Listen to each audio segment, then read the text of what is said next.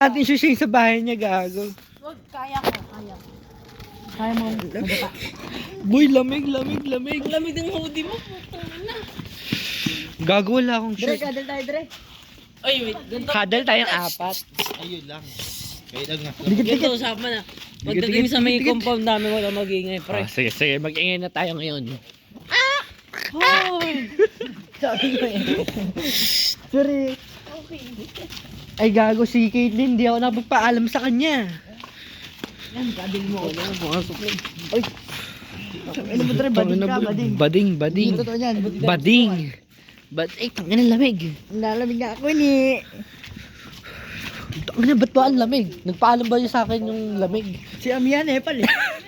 Nagbabalik nga kasi si Amihan sa Encantadia, kaya siguro malamig. Ano? Ito, namumburat. Ito, mga itlog.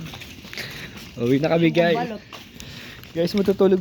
Hello vlog, matutulog kami sa bahay ng tropa ko. Saan mo lalagay? Hindi talaga. Sa terce taga.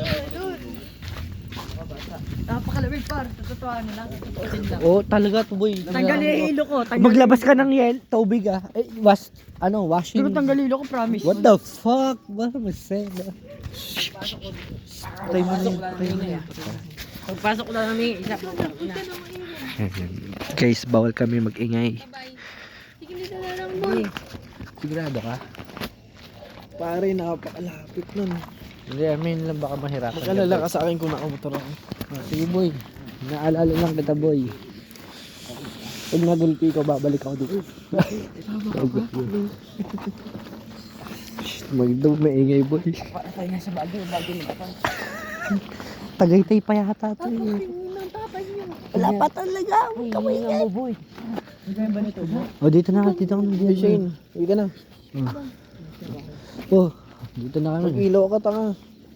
Ikaw ba? Ano nga pare? Boy, sige ah. Okay. Sige boy. Sige, next time ulit.